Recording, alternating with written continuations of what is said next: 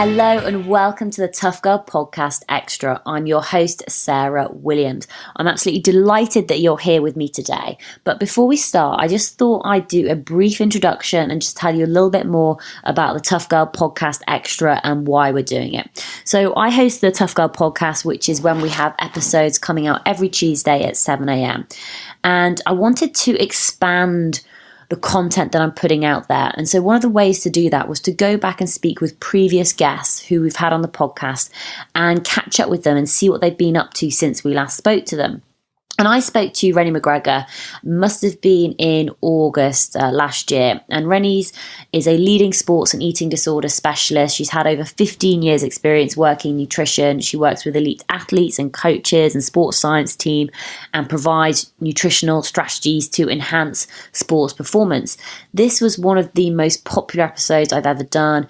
In the episode, we talked, a huge range of topics from busting those food myths, talking about sugar and how Rennie's also coped with her own diagnosis of an autoimmune disease. I wanted to catch up with Rennie again because it was a phenomenal episode, and Rennie's recently been out to Rio, working with the teams over in Rio. She's got a real passion for food, diet and nutrition. And I think it's just a good idea to catch up and see what's been happening. So during this episode, we're going to be talking a lot about women, obviously, but eating disorders in athletes, periods, and how that can impact on bone health, why it's not about clean food and why it's more important to use food as fuel, and also what to do when things have gone too far and you may need to deal it back. We also talk about applying common sense, listening to your body, and why, even though it sounds so boring, but why balance and moderation is so important, but ultimately is so difficult to do. This is a jam-packed episode with tons of information. I think you're thoroughly going to enjoy it.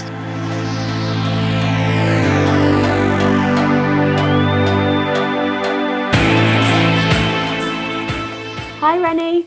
Hi, Sarah. How are you doing? I am fabulous, thank you. It's great to get you back on the podcast again. So, Rennie, for those listening, do you just want to introduce yourself and tell everybody just a little bit more about you and your background? Yeah, sure. So I'm a performance and clinical dietitian. I started off with a biochemistry degree and then moved into dietetics and kind of worked in the clinical field for a few years before heading into doing a postgrad in sports nutrition, and I've kind of basically been working in the area of performance sport for the last 6-7 years. So yeah, I was lucky to kind of support some of the athletes going into London, and I've been really fortunate again being able to do some of the athletes going into Rio as well. So yeah, that's kind of my kind of a sum up of who I am, really. Oh, that's awesome. So we last spoke to you in August, and since then you actually headed out to the Paralympics over in Rio. So it would just be awesome just to get an understanding of who you're working with, what was the purpose and what it was like over there. Yeah, absolutely. So I was working with both the wheelchair fencing team and the wheelchair basketball squads, both the male and the female.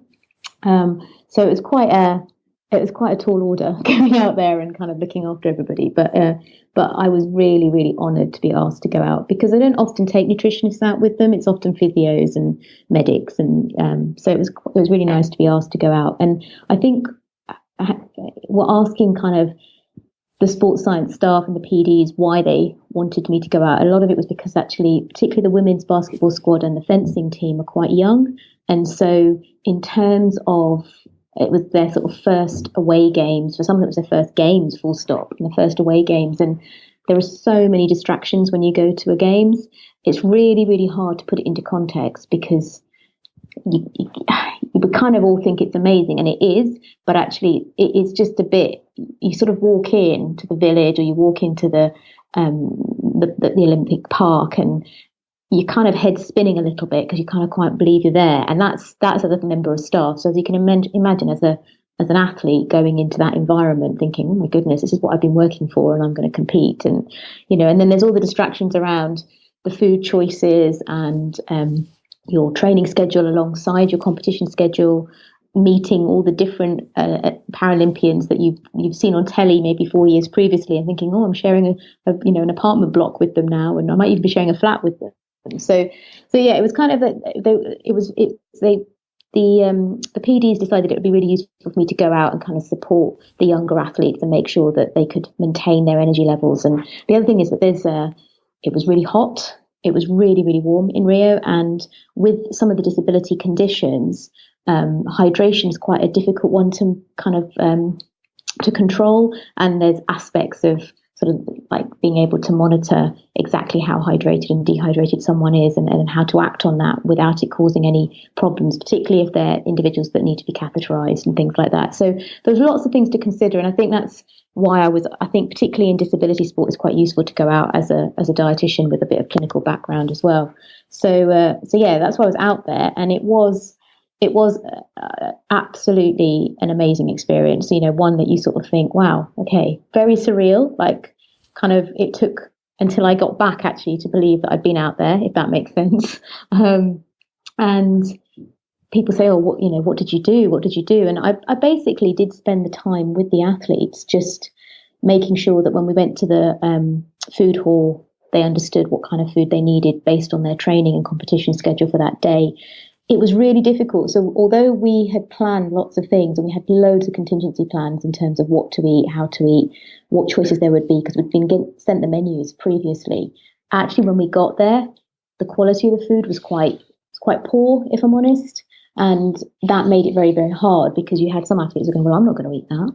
And also they needed to eat. So it was really good that we had backup plans. We'd taken some food out with us. We'd taken rehydrated meals with us. We'd taken extra bars and porridge pots and all sorts, just to make sure we could keep them topped up. But it's about helping them to adjust their intake for their needs. And the other thing that I don't think a lot of people take into consideration is how much energy is used, extra energy is used, because, these athletes are in wheelchairs and they're pushing around the village, and the village wasn't really geared up for wheelchairs. So while there was a bit of a gap, obviously, between the Olympic Games and the Paralympic Games, and the Rio did a brilliant job of kind of trying to make it as wheelchair friendly as possible, it still wasn't that wheelchair friendly. And it would take pretty much a good hour from deciding you wanted to go and get some food from your apartment block to get the food, and then come back again. Like, it was a big effort, because the lifts could only fit one chair in. It took ages to come down. And then once you got down to the bottom, you had to push yourself across quite a long way to get to the food hall. The food hall was like four football pitches size-wise, so it was huge. And there was food from all different cultures, everything, and also lots of food that you wouldn't really want athletes to eat. So it was massive, lots of distractions and opportunities to eat poorly. So yeah, it was like I said, it was really good. And I feel very privileged to say that both the teams I went out with came away with medals, so that was really exciting. And to be able to watch them perform and kind of see all that hard work that we've all put in as a team for the last few years, and watch them achieve, that was kind of probably the best reward you can ever have, to be honest. Oh God, definitely, especially because I know you work. You look at athletes as the whole person, and you're working with them with all their training and their nutrition. I mean, it's quite interesting, just when you're talking about trying to get that balance right, because I know when I am at home, it is so easy for me to stick to clean eating and to have my eggs and my avocado, my steak, my chicken, loads and loads of vegetables, because there are no distractions in the house at all. So there's nothing for me to actually eat. But I was away in Lisbon, and I was trying to be really good and eat clean. But sometimes there's just so many opportunities, and you almost end up having this debate. It's like, well, do I eat this because I need to eat, or do I, when I know it's going to make me not feel great after eating it, or do I just not eat? And it's like, how you get that balance right. So and I think with a lot of athletes as well, there's almost this, there's a mental side of things as well, in terms of, obviously, athletes, they want to do their best, they want to do all of their performance, they want to give it their all. Is how do you get that balance with your athletes? It is about balance, and actually, it's funny you mention the term clean, because it's not a term I tend to use at all. Because it kind of, for me, when we use that term, it sort of sets up this feeling that actually if you use the word clean, then whatever, if you don't eat like that, suddenly you're eating dirty, which I don't like the concept of at all, because I think actually that just sets you up to fail. So to be fair, I never use the word clean. I tend to be quite, I suppose I do tend to look at food as fuel, particularly when you're working with athletes. So we'll talk about the training sessions they're doing. We'll talk about their individual goals, whether that's body composition goals, their performance goals. You know, what did your last testing show? Did it show that, you know, you need to improve your speed by 3 seconds or whatever, you know, or did it show that actually your power to weight ratio is not quite right yet? And then we'll use that information and then kind of create the nutrition plan. And when it comes to nutrition, I don't ever remove any food groups, because I think they're also important. You can have, I mean, there's been so much in the media recently about the whole sort of clean eating and how actually many people that are following clean eating are actually quite malnourished because they're just removing so many food groups. And so in a way, that's not great either. So it's about kind of balance, making sure they're getting all the vitamins and minerals they need. And to be fair, if you know that you're putting in the right components to your diet, you generally feel better mentally as well, because you know that you're kind of doing it right. You're sort of, you know, you feel better about yourself. And but then at the same time, it's about allowing them to make the odd mistake, or not even a mistake, but actually sort of saying, you know, life is about having a bit of fun as well. Now, maybe not out in Rio. Rio was very much a focus, and we've sort of said this period of time you are going to have to follow as much as possible what we've said. But obviously they're going to have downtime as well, where actually if they want to go and have, you know, I don't know, a lot of them, their favorite is pizza. If they want to go and have a pizza, then do it actually, and don't feel bad about it. Enjoy it, and then move on, and then get back to it. I mean, I think that's the thing. Life should be about balance. It shouldn't be about deprivation. And I worry that actually once you start kind of saying this is good and this is bad, you kind of set up this deprivation mentality, which has a real negative effect on you. Yeah. Do you know what I think would be really interesting is actually, obviously, the Olympics, the Paralympics, it's the biggest sporting event in the whole world. You are on the world stage. You've been training for this, sometimes for 8 years, sometimes for, you know, for 4 years. It's you've committed your whole life to it. And there comes a huge amount of stress with that. Now, and I think for maybe people out there, it may just be me, but I know when I get stressed, that I think sometimes I'm like, oh, blow it, I'm going to have that chocolate cake. Or if I feel as though I need comfort, then I might go for, well, actually I wouldn't go for mashed potato, but I might go for, you know, like comfort food. And food has such a mixture of connotations linked into our emotional well-being that actually, how do you manage to combine the both? So dealing with that stress and not letting that almost fall into the eating aspect of it. Does that make sense? Like those relationships? Absolutely. Yeah, no, completely. And I think you're right. A lot of people deal with stress in different ways. But when you're working with athletes of this level, there's a lot of work that goes into them. I mean, we did a lot of work with psychologists in the lead up to Rio and helping all the athletes really understand kind of the processes they need to put in place in order to help them achieve their goals. So I think sometimes we all look at just the outcome of trying to achieve something, but we don't think about that process that we put in and we need to put in. And so we did lots of rehearsals. There was lots of simulation camps. We tried to create the distractions that they would be there. We tried to put their bodies under stress, you know, lack of sleep, all the things that they would probably be feeling in order for them to be prepared and know that this could happen. So it was a lot of what ifs.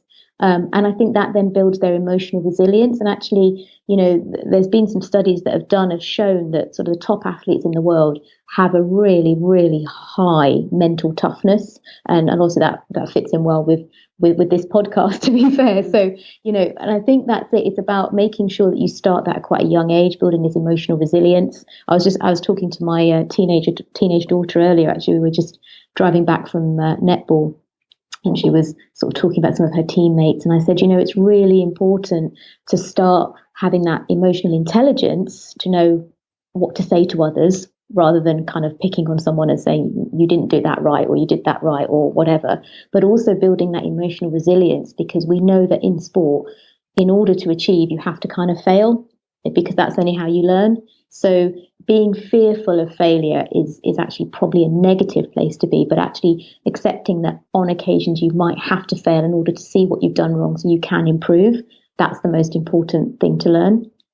Athletes are driven. They want to achieve, they set themselves these goals. And when I talk about athletes, I'm talking about women out there who set their goals of whether it's running a marathon, running an ultra marathon, doing a big cycle challenge, or just doing any sort of physical challenge. And I know for me that I have a very extreme, I think, sort of personality, as in I'm all or nothing, and I'm either all in or all out. And so my key word is, I think I mentioned this last time, is for me, it's all about trying to get balance. And I suppose what I'd be interested in is almost that link between athletes and women who are into their sports, who are driven, who want to achieve, they want to get their goals, they want to get that sub 4-hour marathon, they want to get that sub 3-hour marathon, whatever it is, and how their behaviours can link in with food. So whether it is eating disorders, or if it's with regards to rules and rituals around food. I mean, I know I have my own rituals, and I know everyone will. So if I do, after every workout, I will have a protein shake and, little things like that. But it could be more extreme than that.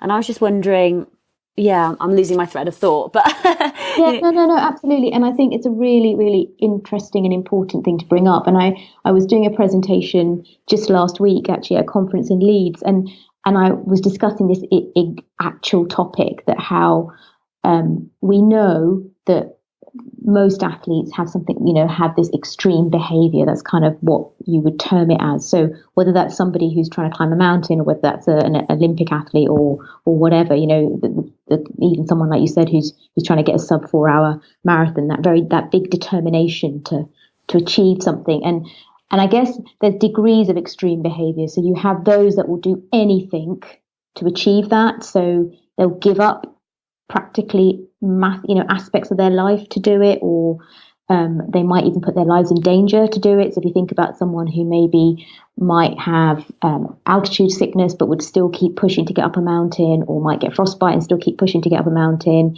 or may have kind of a broken foot but it's going to carry on pushing through an ultra. Do you see what I mean? It's that extreme behavior that keeps them moving forwards. And we see these parallels in people with eating disorders as well. So obviously a part of my work is athletes, but another big area of my work is eating disorders in athletes. So I have I do tend to see this sadly quite a bit.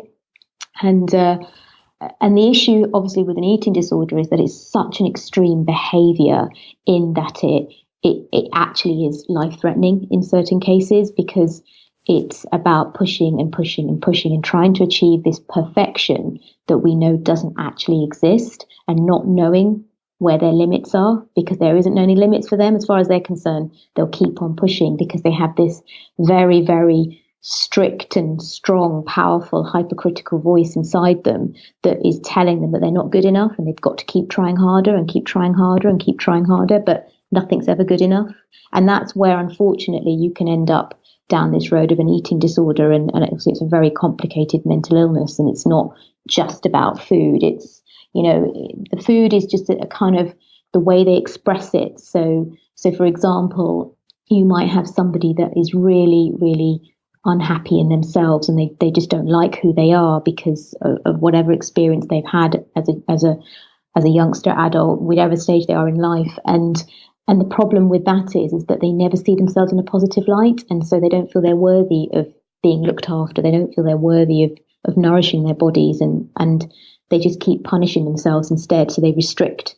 And also a lot of eating disorders are around emotions and controlling emotions, and they don't want to feel these extreme negative behaviors and these extreme negative feelings they have about themselves. And so they want to put a lid on it. And the only way to put a lid on it is to have control. And that's where the rules come in. So people will set up rules. They'll make rules around what they can eat, how they can eat.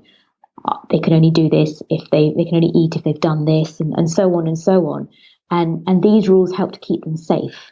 in their mind. They don't, because actually they're kind of playing into the eating disorder, and again, physically that can be very damaging. But that's what happens when you start creating rules. And so you've got the kind of extreme eating disorders like anorexia, which we know has the highest mortality rate of all mental illnesses. And then you've got this new emerging eating disorder, sort of orthorexia, where actually it does encompass kind of this whole clean eating, in that there are rules around what you should and shouldn't eat, and almost demonizing certain foods. And, you know, God forbid you eat something that might have gluten in it, or dairy in it, or sugar in it, because something awful might happen to you. And of course, nothing awful is going to happen, but that's what the rules have been set up for. So there's lots of parallels between kind of extreme behaviors and disordered eating. And I think that's why we often see this real crossover, because you've got an athlete that's trying to achieve hugely, and that pressure is intense. And then there's this need to keep on pushing. So I'm not saying that every single athlete and every single person that's determined to do a challenge is going to have an eating disorder, but I think it's one that you kind of need to be fairly wary of, because of the negative effects it can have on your health. And it does come back to balance as well. I mean, as you were talking, I was thinking, yep, I do that. I've definitely had those thoughts around trying to be perfect. And actually, as you were talking, I was almost getting a little bit emotional, because it is that negative voice in your head. And it can be incredibly tough to almost stamp it out, and to try and get that balance, because you know, if you are an achiever and you want to go out there and give it your all. I mean, I remember this, a couple of years, it seems so long ago now, but, back in 2015, when I was so extreme in my training and I made myself so ill. And since then, I know it's all about trying to get that balance. But I can see it as well. We talked before about like that eat clean, and it's that feeling, you are setting yourself up for failure. Because I do demonize sugar, all aspects of sugar, fizzy drinks, gluten, wheat, don't eat bread, don't eat rice, don't eat white potatoes, all of these things. But I suppose it's that mindset of thinking, well, if I can do that, then that'll definitely lead me to achieving those goals.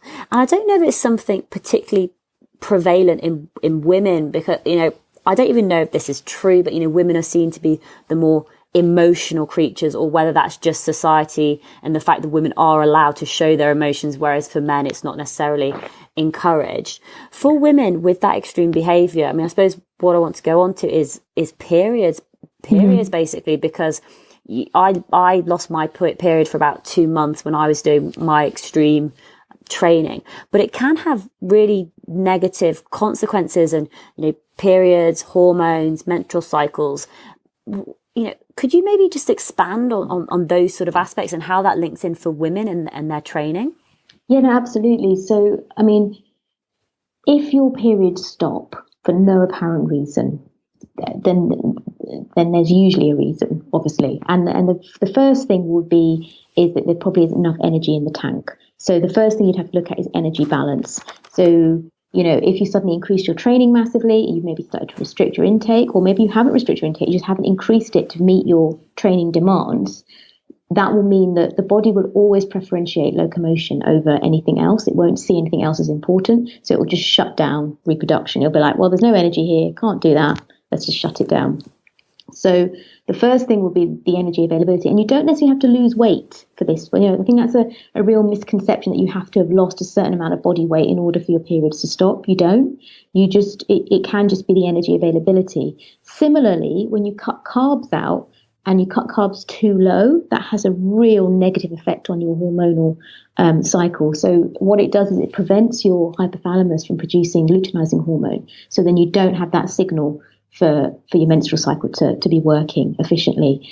And the issue with not having periods is that we know that just missing 3 consecutive periods in a row can have a negative effect on your bone health. So if you're somebody that has missed more, like 6 months, a year, sadly, there are even more. I've got a few athletes that have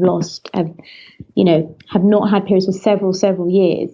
That is really damaging, and I'm majority of these athletes that I work with, and women that I work with, they do have either osteopenia or osteoporosis, and it's really sad because they know that in a way they've kind of brought it on themselves, which is a really negative thing to say, but actually without not having that education, not being told what to do, not being given the right advice when they needed it, this is what the consequence has been. And the issue obviously is once you've got osteopenia or osteoporosis is that you've got a much higher chance of stress fractures. So, I've got some really young athletes who've got massive potential to be very, very good at their sports. But unfortunately, through overtraining, not eating sufficiently, and that real desire and that real kind of need to move forward, they didn't have menstruation. I mean, one it's been a year, another one it's been 4 years. And the one that's been 4 years, I really feel for her because actually, unfortunately, she was also misguided a little bit by her coach and her sports science team at the time, in that she kept saying, I haven't had a period. Is this a problem? Is this a problem? And they said, no, it's completely normal in endurance sport. And I just find that really, really upsetting because this poor girl now has had to suffer 4 stress fractures in 2 years, and that could have been prevented. So this is not just me making up and trying to scaremongering. This is real, and it affects athletes and it affects people's long-term careers. So while I'm not saying that you should have, especially as an athlete, there's probably going to be times when, if you're particularly in a very high training volume load, you probably are going to push your body a little bit too far, and you might skip a period because it does happen. And that could be through the stress or through the lack of energy availability or carbohydrate or whatever. As long as it's not 3 in a row, you're going to be pretty much okay. And I'm not advocating that women should go out and miss periods at all. But, I usually say to most of my elite athletes, as long as we can get 6 in a year as a minimum, we'll be protecting your bone health to a degree. So, I think it's a really important issue that women should not ignore. Because like I said, I've just seen so many that do, and there comes a point when you can't reverse osteoporosis. So once we get sort of to our late 20s, early 30s, it becomes more difficult to reverse that process. And so you're kind of then stuck with it, and you know that at some point you will probably fall over and break. Periods are one of those topics that actually you almost don't really talk about. I mean, I'm trying to remember back when I was like 13 at school, or maybe I was like 11 or 12, whenever we had the science lecture. And I'm sure, I can't remember if they made the boys go out of the room so they didn't need to learn, about girls and periods. But actually, I think it's becoming more noticeable now that athletes and female athletes and sports stars are talking about the periods and the effect that it can have on your performance. I can't remember who did it. Someone did it at, there was a swimmer in the Olympics, a female swimmer. I don't know if she was from China. Yes, that's right. Yeah. And she said, didn't she, that she was on her periods and she didn't feel she could swim as fast or something like that. I remember her saying, so she had cramps or something. Yeah. And then there was, I can't remember, another lady as well in Wimbledon who mentioned it. For me, I mean, I'm anemic, so I always think, when my period's on, it's so great. I'm losing more and more iron. I'm going to be really low energy for 3 or 4 days or whatever. But how do you balance periods and performance and hormones? How can women figure it out, or what's? I mean, that's a really, really good question. It's quite a difficult one, and you're right, we don't talk about it enough. And in fact, when the athletes come into my clinic room, it's one of the first questions I ask them, right, what's your period? What's your menstruation like? What age did you start? How regular is it? And I think sometimes they're a bit like, oh, I've not had to answer these questions before. But to me, it really shows where they're at from a health point of view. I think some coaches do find it a bit of a tricky subject. They're not sure how to bring it up and how to discuss it. But again, I just did I did some coach education stuff a few weeks ago down in Exeter for like a Southwest endurance group, and we discussed how important it is and what sort of language to use and how to bring this up, particularly with younger females as well, who are kind of coming through, and kind of you need to keep an eye on it from that point of view.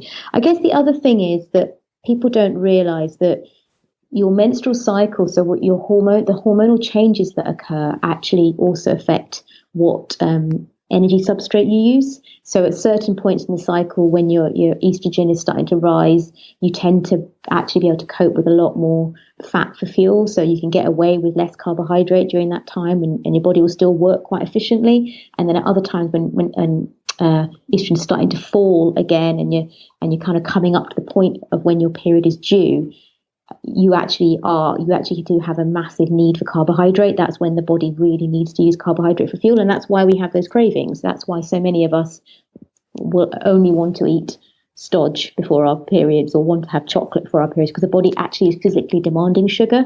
So it's not something that we've made up. It's actually something our body wants.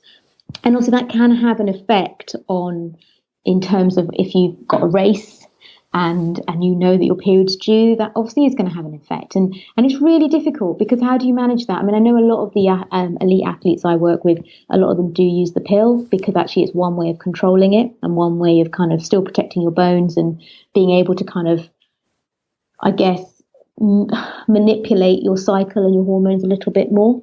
But a lot of people don't like the pill. They don't like that feeling of being on the pill. So it's a difficult one. But I guess if you, the one thing I say to most of my athletes is monitor. And that's not just about your menstrual cycle. That's also, your sleep, your energy levels, your appetite levels, all those different things, because they tell you something.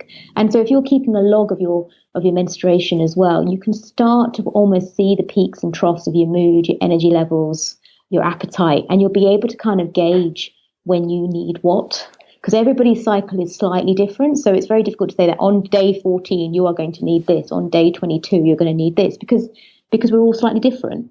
But I think if you monitor it and start keeping a bit of a database, it sounds very nerdy, but it's kind of what you have to do. You can start to understand how your body works and what it needs.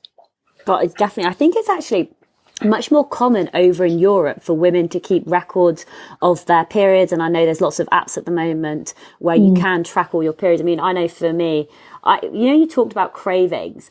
I actually blame myself for my cravings. And I know it sounds ridiculous, but for me, having those cravings and then succumbing to those cravings, I actually end up feeling like a failure, because it's like I should have been able to control this when I do.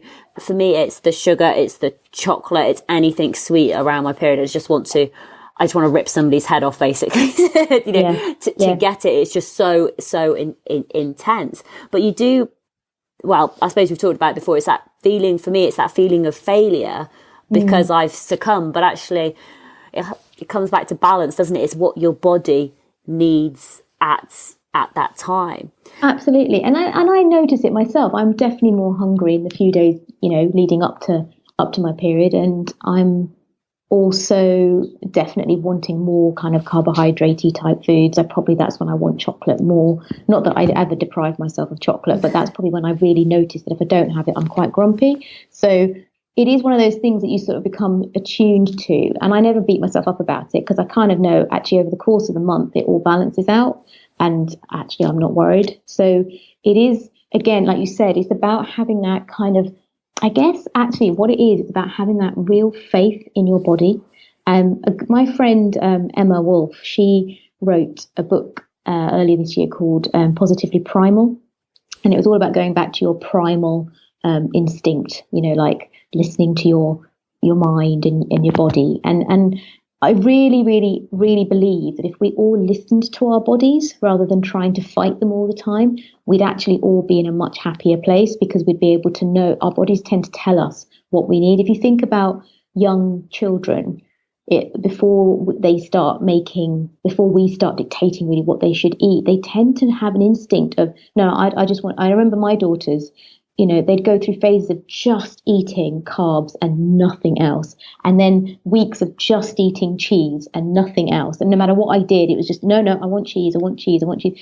And actually, it was just their body's way of getting all the nutrients and the things they needed in order for them to grow appropriately. So I do think actually sometimes, instead of trying to follow a trend or a fad or a belief, actually listening to what your body wants is a very positive way of eating. And it's kind of what I try and do. I mean, obviously, I know I've got all these I try and follow healthy eating guidelines and all that kind of stuff as well. But actually, you can still listen to your body and understand what it wants and fit into those and have lots of fruit and veg and whole grains and, protein and, but there's also place for other things as well, like red wine and cake.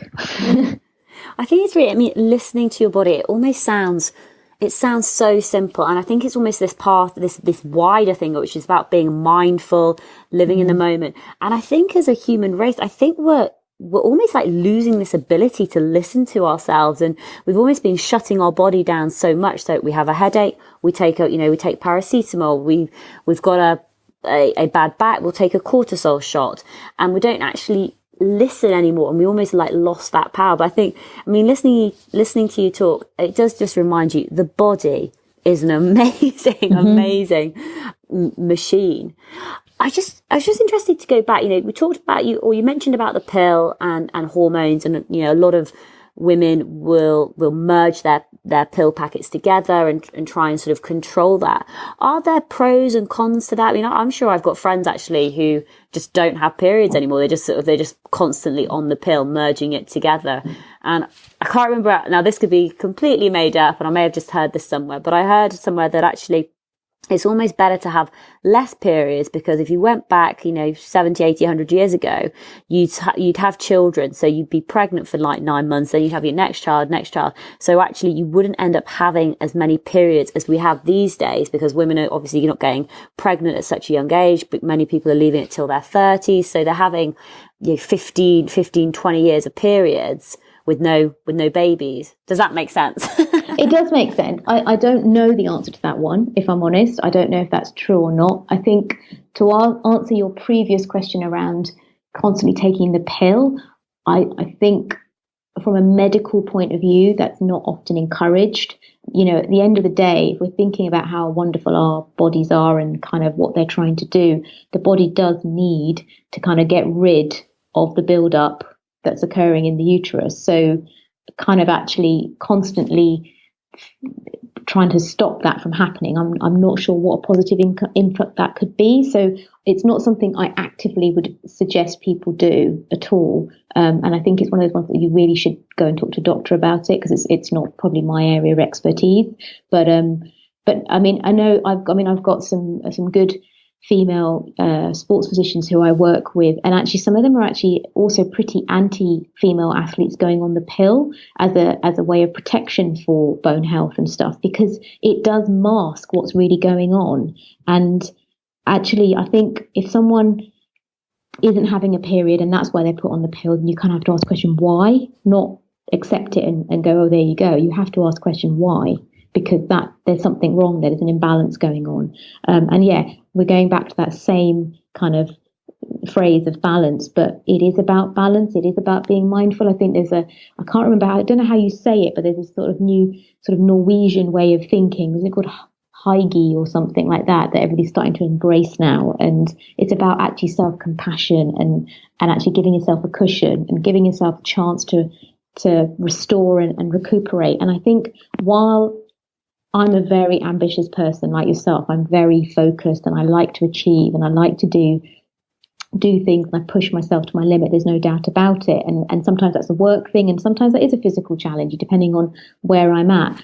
I have learned that actually it's so important to give yourself a break from time to time and actually restore that balance again. Otherwise you just go to burnout, to be fair. And that's no good either. And the number of athletes and individuals I've worked with where I've seen that happen, they go push, and they just get to a point where actually they can't ever go back to their previous form because they've overdone it. And I think that's something that, again, while I really want to encourage women to be brilliant and do as many exciting and amazing things as they possibly can, I also think listen, because if the body's saying it's tired, or the body's saying it's hurting, or the body's saying this doesn't feel quite right, then listen, because that's really important. Yeah. Do you know what I loved? And this is a lot of the feedback that we got from the first episode we did is just how much common sense you speak. And it's and it honestly does make so much sense. But I suppose my question must be is, it's almost not popular to be able to say that actually you've got to get that balance, or, you know, you're making the wrong nutritional choices, or you've got, you know, you're training too hard, you've got to reduce it down.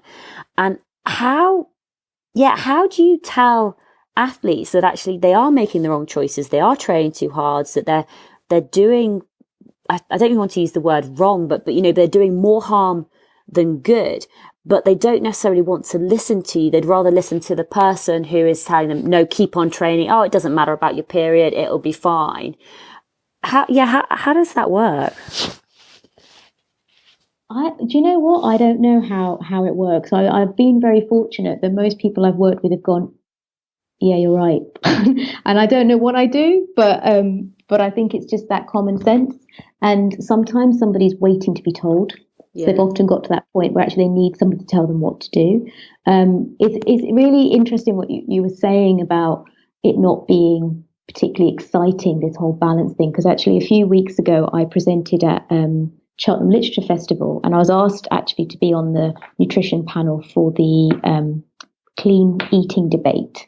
And it was quite an entertaining evening. I won't go into huge amounts of details. If anybody's interested, you can read the blog on my website, because it tells it all there. But what was really interesting about it was that there was a very well-known food blogger on the panel. There was myself, and then there was a very good and well-known food journalist on the panel as well. And so we all came from slightly different backgrounds. And the blogger she's beautiful, she's stunning, she looks amazing and healthy and all those different things. And what she was doing was selling a lifestyle, and great, she was selling a lifestyle, she was getting people to eat more vegetables, but what she was also doing was getting them to remove food groups that didn't need to happen. And all I was saying was pretty much what I said to you today on the podcast, that balance is so important. And I actually said those words. I said, you know, I appreciate balance and moderation is not particularly sexy or exciting, but actually that is what we should all try and do. But the other thing to remember is that balance and moderation is quite difficult to do, because everybody's balance and moderation will be different. You know, we're all different human beings. And if you're going off to run an ultra marathon, your requirements of moderation are going to be different to somebody who maybe is sedentary, sitting in an office and doesn't do anything. And so I think that's why it's so hard. It's so hard to actually put a number on what you should be doing. And I think that's why the sort of whole clean eating movement and the food bloggers and health bloggers have become so popular, because they've almost contextualized it. You know, eat this, do this, there's rules. And it's so much easier to stick to rules than actually look at a load of food and go, well, actually, I probably need a little bit of that, a bit more of that, and loads of that. And actually, that's moderation. And I think that's very, very hard to do. But again, I go back to, if you listen to what your body wants, it will tell you when it's hungry. It will tell you if it wants loads of vegetables today, or actually whether it needs a load of protein because you've done a really hard, you know, training session and the body's requiring the protein for repair and recovery. It will tell you if it needs carbs because actually you've depleted your system because you've gone out and raced at the weekend. I mean, I did my first race in 2 years on Sunday, and it was really, really hard. And I've definitely realised that, you know, today was the first day I went out for a run since Sunday, and I'm definitely tired. You know, my body's actually really tired. Now, while I've covered that distance lots of times before, because I pushed it really hard and my heart rate was really, really high and I really worked hard all the way around, it's taken longer for my body to adjust. And I've been more hungry this week, so I've eaten a little bit more every day. But that's okay, because actually today is the first day I thought, actually, I'm kind of back to normal again. Just kind of listening, and you kind of don't eat quite as much. So, you're right. Balance is so boring. And I wish we could find a different word for it, something that would be exciting, that we could get people to do. But yeah, it is pretty boring, to be fair. Yeah. What race did you run? I ran the Bath Hilly Half, which is 13 miles up and down off-road big hills in Bath. It was a pretty brutal course. I actually have done it before. I did it 6 years ago when it first came to Bath, and when I was fit, when I didn't have the sarcoidosis, and so I was able to kind of compete it and do it pretty well. And this time round, I went to race with some friends of mine who were like, "Come on, really, it's been ages." And I'll be honest, I've been quite scared of racing because, again, I was scared of failure because I knew I wouldn't be as good as I have been because of the sarcoidosis. And And I just thought, oh, do you know what, Rennie? You telling everybody else that in order to feel happy and in order to move forwards, people have to be comfortable with the uncomfortable. So just go and do it, because you know that, you've got to do it. You've got to get over it. So I did. And actually, while I knew that I was never going to be able to be anywhere near the standard I was 6 years ago, I actually only finished 3 minutes slower and still managed to do it in under 2 hours, which is apparently the race director said anybody who does this race in under 2 hours is a pretty decent runner. So I was happy with that. That was good for me. That's brilliant. That's awesome. That's awesome. Congratulations. Thank you. I was going to say, do you want the other word that, I totally follow. I'm trying to get the balance right, and it's so difficult because you do swing between the two. And the other thing that I know about myself is it's better for me not to indulge because I've seemed to have lost the ability to moderate. So if there's a box of chocolates, I will eat all of the chocolates. But do you know what? I think people do that because and I think this does come back to that deprivation, because you've deprived yourself for so long. When it becomes available, the body will eat it to excess. Whereas I'm not going to lie, I probably eat chocolate most days and then I never eat it to excess because I know I can always have it. Yeah. It's not on the kind of, no, you can't have list. So I don't, and I think that's the thing. Once you start to say to yourself, I can't do that, I mustn't have that, all you want to do is have it, or you remove it because you get through that like you do, you sort of push through it, think no. And then of course it comes up like Christmas or birthdays or, parties or whatever. And then it's there and the body will make you eat it to excess because it's suddenly like, oh my God, I have missed out on this for so long. And that again is a completely physiological response. So my advice is actually have a little bit of what you fancy every day, or, at least every week, and you won't fall into that trap, to be fair. What are your sort of final words of advice really for maybe some women out there who may be thinking, do you know what? I'm getting too extreme now. I've lost that balance. I haven't been listening to my body.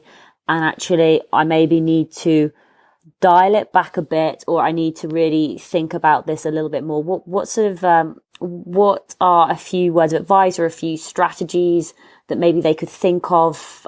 The first thing I'd say to everybody is the world will keep turning. And it's really important to remember that actually the world will keep turning no matter what you do. If you fall off the wagon or you try and eat something that you think is deemed bad, or you don't do exercise for a day or whatever it is, nothing awful is going to happen to you. But again, it is about trying to understand that sometimes you have to kind of deal with the discomfort of, you have to kind of be okay with discomfort. So if food or training has got to the point where actually there's quite a lot of anxiety around changing it because it's become such a kind of focus and a bit of a way of living, then actually, to me, that is ringing alarm bells. It should never be that case. If you tend to put your training before maybe socializing with a friend you haven't seen for 3 years, there's something wrong with that.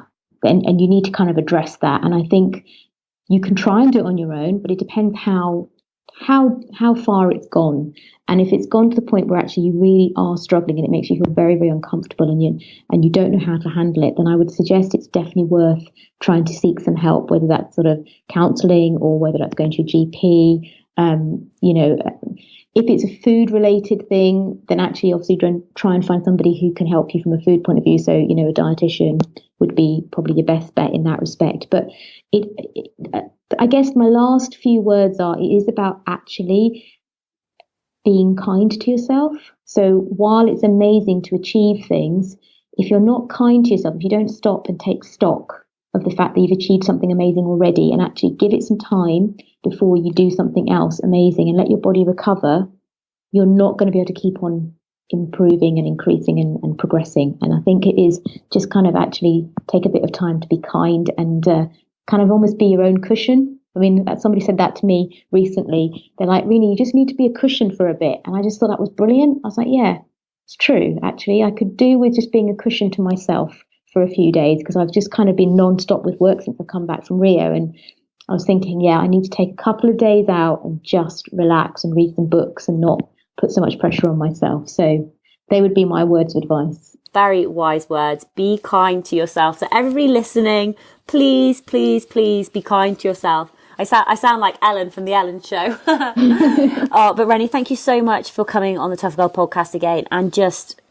talking so much sense and talking about balance and moderation and just sharing all of your amazing knowledge. It's so, so important. You do have a website, reneemcgregor.com. I will be sharing all of the show notes, all of the links to Rennie's blog as well. I also have a very exciting opportunity as well. If you carry on listening, I'm going to be offering three of Rennie's books actually, as giveaway prizes. So we have Fast Fuel, Food for Running Success, recipes and nutrition plans to help you achieve your goals, as well as Fast Fuel, Food for Triathlon Success, both written by Rennie, both absolutely so informative and educational as well. So I'll be putting all of her links to her books as well. But Rennie, thank you so much for sharing such inspirational words of wisdom.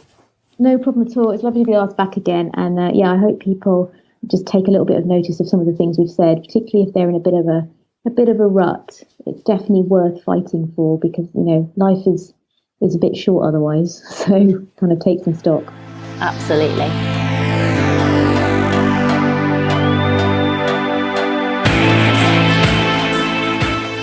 A massive thank you to Rennie again for coming on the Tough Girl podcast, or this time coming on the Tough Girl podcast extra.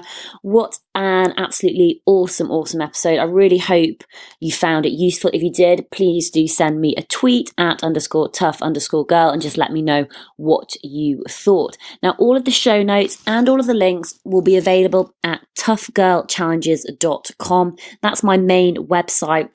And on that website, there's tons of information. There's all of the past and previous episodes that we've had going back to 2015, all of the episodes from 2016, all of the Tough Girl Extra podcast episodes. Just go and click on the ladies' photos and it'll take you through to the show notes. And in the show notes, there's more details. There's links to any books that the interviewees have talked about, links to their website, links to their social media accounts, etc. So toughgirlchallenges.com.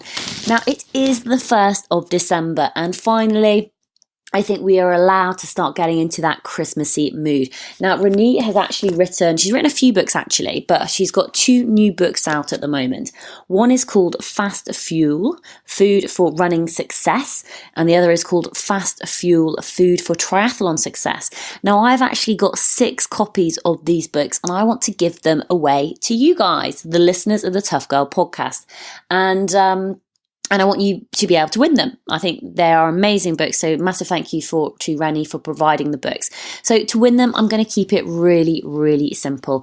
If you go onto Facebook and search Tough Girl Challenges, it will come up with my personal page. Basically, it's a personal blog, and that's where I share lots of information, the new episodes coming out. There's a few motivational quotes which come out on a Monday and a Friday, and anything that I find sort of generally interesting and relevant to the topics that we discuss a lot on the Tough Girl podcast, from nutrition to ultra running to mindset to overcoming fears. I share any of those posts which I think will be relevant. So if you want to win one of these books, and I've got 6 of them, then all you need to do is go and like my Tough Girl Challenges Facebook page and write a comment saying why you should win the book and what you're training for and why it would be important. So let me just remind you of what the books are. So we've got Fast Fuel, Food for Running Success, which is recipes and nutritional plans to help you achieve your goals. And what this is the book that every runner needs to fuel their training from amateur to elite athletes. It translates the hard science of sports nutrition into practical eating advice. There are meal plans, easy recipes to optimize your performance and training, and there's cutting-edge nutritional strategies for injury prevention and faster recovery. So this guide is specifically tailored for runners to achieve their goals, prevent injuries, and fuel their body efficiently and effectively. So if you are training for a race, a running race, whether that is your first 5K, an ultra, a marathon, then this is the book for you. So go on to Tough Girl Challenges Facebook page and write a comment. Tell me why you deserve the book and what race you're training for. And who knows, you could be one of the lucky winners. Then the other book, which has been written by Rennie, is Fast Fuel, Food for Triathlon Success. So this, again, it translates the hard science of sports nutrition into practical eating advice. There's meal plans, easy recipes for you to optimize your performance and training. And again, the cutting edge nutritional strategies for injury prevention and faster recovery. And just remember, Renee McGregor, she's one of the top UK sports nutritionists and she's advised athletes from amateur to Olympic levels. She's got years and years of experience and expertise in sports nutrition, and she really does offer vital and unequaled insight into what you need to fuel your success in your given sport. So today is the 1st of December, got until the 4th of December, and then I will announce the winners on the 5th of December. But there's going to be lots of giveaways happening in the month of December. So many of my previous guests have provided books, which is absolutely amazing. Kathy O'Dowd, incredible mountaineer from South Africa. We've got copies of her book. We've got Lois Price, copies of her books from her amazing motorcycle expeditions. We have got Juliana Bering's book. We've got 2 copies of that to give away. Emily Chappell. If you haven't listened to these episodes yet, then please do go back and check them out. They're absolutely phenomenal. So lots of prizes going to be announced. They're going to be either coming out through the Facebook page, so Tough Girl Challenges on Facebook. Please do go like that page. Through Instagram, possibly. I think I'm going to do something around photos, and that's at Tough Girl Challenges. And I haven't mentioned it yet, but the Tough Girl Tribe, which is a closed Facebook group, which is for the listeners of the Tough Girl podcast.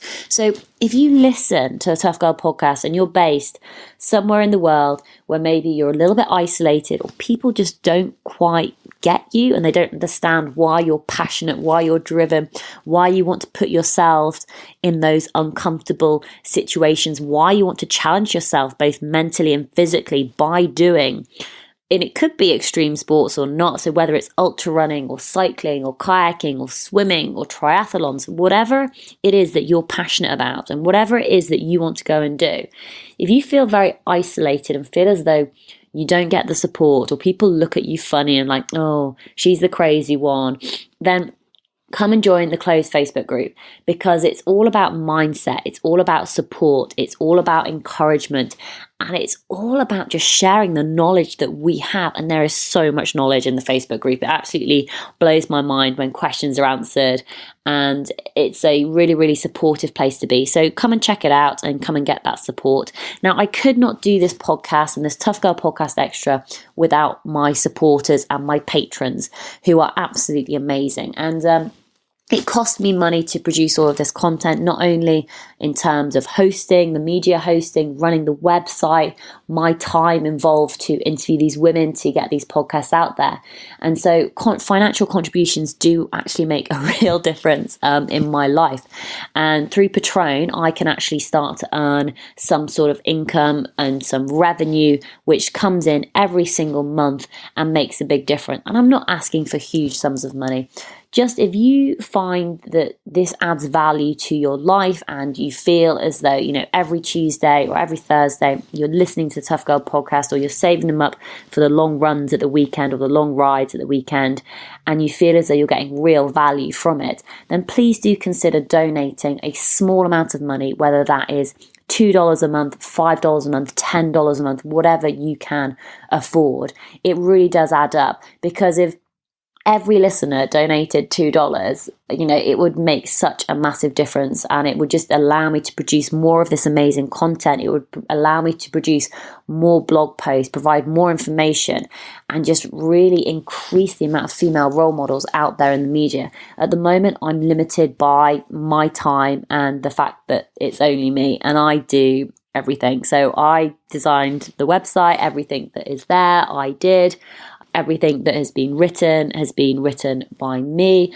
All of the tweeting, all of the Facebooking, all of the social media, everything that I do is done by me, which is fine, because I love it, I'm passionate about it, and I want to promote these messages. But it does make a massive difference to know that you guys appreciate it and support it, and feel as though I'm adding some value to your life. So 2017 coming up. It's going to be an amazing year. We've got some awesome things happening. There's more information as well about the 7 women, 7 challenges in 2017. And I'll keep updating you on what it is going to be. And there'll be more information to follow. But there is a page on the website and you can go and subscribe to it. So you'll be kept updated with all of the information. Anyway, the beginning of December, it's going to be an exciting month. And like Rennie says, please do just be kind to yourself. Try and get balance in your life. Try and get moderation in your life. It's something which I massively struggle with. And who doesn't when it's Christmas time, when there's lots of socializing, lots of going out, reconnecting with friends and family. And you want to be social and you want to go out and you want to bond with people. And a lot of our socializing does take place around food. And anyway, enough about me. Have a wonderful week, and I'll be with you on Tuesday for another episode of the Tough Girl podcast, and it's going to be an absolute cracker. We're going to be speaking to Alison North, and if you've been listening regularly and you're a subscriber, thank you.